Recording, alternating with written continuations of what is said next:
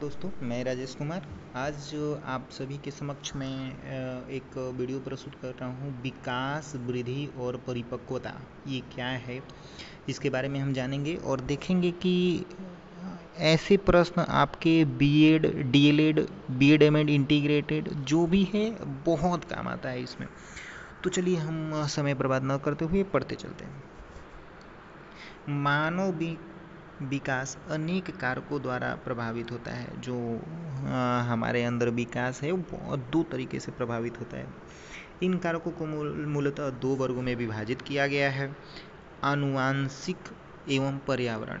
आनुवांशिक एवं पर्यावरण, यदि किसी बच्चे में विकास नहीं हो रहा है तो एक ये हो सकता है आनुवांशिक कारक के कारण नहीं हो रहा है, और या फिर पर्यावरण के कारण नहीं हो रहा है।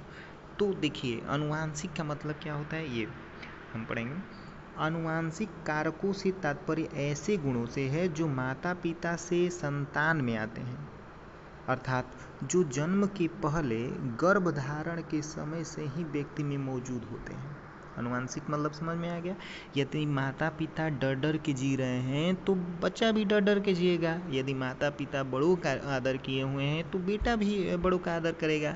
ये बच्चों में विकास है। यदि माता पिता का मस्तिष्क आईएएस के एग्ज़ाम निकालने लायक है तो बच्चा का भी मस्तिष्क कहीं ऊंचा थिंकिंग करने वाला ही होगा। तो इस तरह से मस्तिष्क का होता है विकास। माता पिता यानी आनुवांशिक गुणों का बच्चों पर बहुत प्रभाव पड़ता है। चलिए, परिवेशीय, पर्यावरण एक कारक है जो विकास में प्रभावित करता है विकास को। तो परिवेशीय कारकों से पर्यावरण ऐसे तात्पर्य ऐसे कारकों से है जो व्यक्ति के जीवन काल में मौजूद होते हैं और उसके विकास की दिशा एवं दशा को प्रभावित करते हैं। इसके अंतर्गत सामाजिक, शैक्षिक और पारिवारिक कारक आते हैं ना।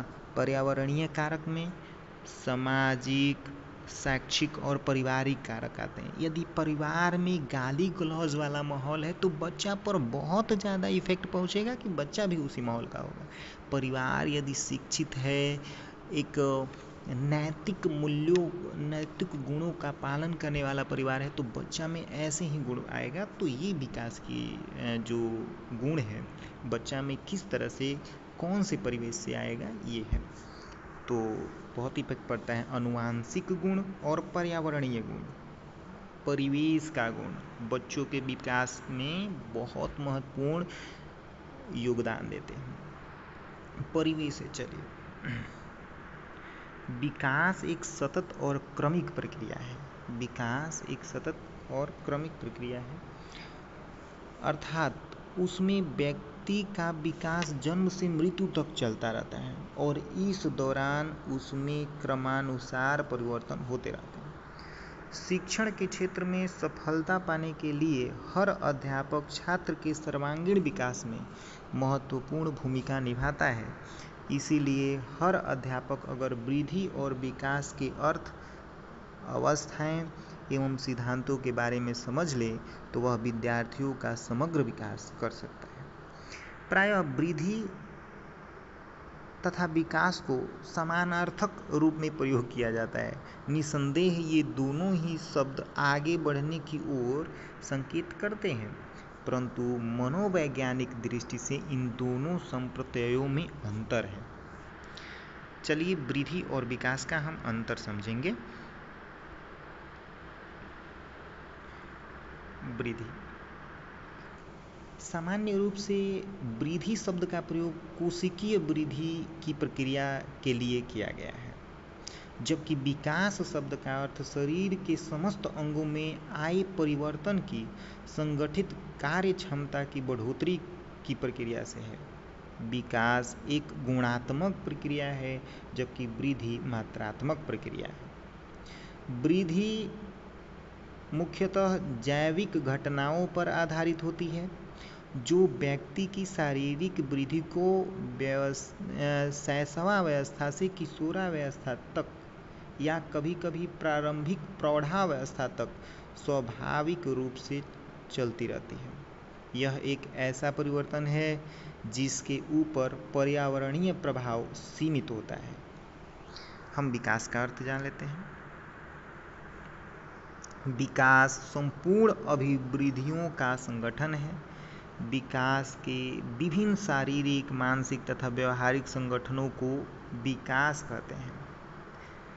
शरीर के विभिन्न शारीरिक, मानसिक तथा व्यवहारिक संगठनों को विकास कहते हैं। विकास होने पर हम सामान्य से जटिल की ओर आगे बढ़ते हैं। देखिए, इसमें एक मनोवैज्ञानिक थे हॉरलॉक। इनके अनुसार विकास वृद्धि क्या है? विकास वृद्धि तक ही सीमित नहीं है। इसकी अपेक्षा इसमें परिपक्वावस्था के लक्ष्य की ओर परिवर्तनों का प्रगतिशील क्रम भी निहित रहता है। विकास के परिणाम स्वरूप व्यक्ति में नई नई विशेषताएं और नई नई योग्यताएं प्रकट होती हैं। सोरेंस के अनुसार मनुष्य जाति के शिशुओं के विकास का प्रतिमान एक सा है, लेकिन उनके विकास की गति में भिन्नता होती है। यह विकास की गति सामान्य से विशिष्ट की ओर ले जाती है। विकास सदा एकीकृत होता है। विकास एक निरंतर चलने वाली प्रक्रिया है। विकास शरीर के विभिन्न अंगों की कार्य क्षमता को इंगित करता है। विकास शरीर की अनेक संरचनाओं तथा कार्यों को संगठित करने तथा कार्यपरक बनाने की जटिल प्रक्रिया है। यह वह प्रक्रिया है जिसमें आंतरिक शरीर रचना संबंधी परिवर्तन तथा इसमें उत्पन्न मनोवैज्ञानिक प्रक्रियाएं एकीकृत होकर व्यक्तियों को सरलता, सहजता व मितव्ययता के साथ कार्यक्षम बनाती है। परिपक्वता का अर्थ क्या है? विकास क्रम में जब भी नई क्रिया सीखनी हो तो पहली क्रिया अपने में पूर्ण हो जाना बहुत आवश्यक है। उसे परिपक्वता कहते हैं। विकास में परिपक्वता का बहुत बड़ा योगदान है। चलिए अभिवृद्धि एवं विकास में अंतर देखते हैं। अभिवृद्धि एवं विकास में अंतर देखते हैं। वृद्धि, विकास। वृद्धि में पहले देखते हैं। पहला, वृद्धि से आशय मात्रात्मक रूप से होने वाली शारीरिक एवं व्यवहारिक परिवर्तनों से है। वृद्धि निश्चित आयु तक पहुंचकर रुक जाती है। वृद्धि का अर्थ, तीसरा, वृद्धि का अर्थ संकुचित है। यह विकास के अवयवों में से एक है। चौथा, वृद्धि को मापा तोला जा सकता है, जैसे शरीर की लंबाई, भार की वृद्धि को मापा जा सकता है। पांचवा, वृद्धि की प्रक्रिया साधारण होती है। वृद्धि एकाकी प्रक्रिया है। अब विकास में देखिए, विकास से आशय गुणात्मक परिवर्तनों से है जो विभिन्न शारीरिक, मानसिक तथा व्यवहारिक संगठनों में दिखाई पड़ते हैं। विकास जीवन पर्यंत चलता रहता है। विकास का अर्थ व्यापक है। शारीरिक विकास के साथ बौद्धिक, सामाजिक तथा संवेगात्मक विकास भी होता है। विकास के परिवर्तन को गुणात्मक अंतर के रूप में होते हुए देखा जा सकता है। विकास की प्रक्रिया जटिल होती है। विकास एक बहुमुखी प्रक्रिया है और वृद्धि एक एकांकी प्रक्रिया है। चलिए आगे देख लेते हैं, निष्कर्ष में देख लेते हैं, बस हो जाएगा 10 मिनट में। वृद्धि शारीरिक अभिवृद्धि को बताती है, जबकि विकास प्रगतिशील गुणात्मक परिवर्तनों को इंगित करता है। विकास के प्रमुख पक्ष शारीरिक, मानसिक, सामाजिक, संवेगात्मक तथा नैतिक विकास है।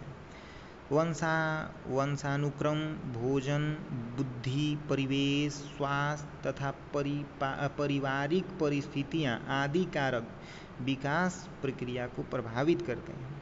विभिन्न अवस्थाओं की विकासात्मक विशेषताओं को ध्यान में रखकर ही बालक की शिक्षा की व्यवस्था की जानी चाहिए। आप सभी को धन्यवाद। आपने बहुत अच्छी तरह से, भले ही मुझसे गलती हुई हो, आप जरूर देखे होंगे विकास और वृद्धि में अच्छी तरह से अंतर। यदि मेरे समझाने में थोड़ा दिक्कत हुआ हो तो आप इस तरह से देख सकते हैं, बहुत अच्छा कंटेंट है और इसे ज़रूर पढ़ें।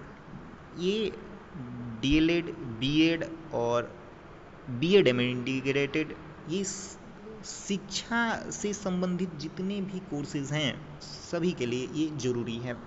आप सभी का धन्यवाद वीडियो देखने के लिए।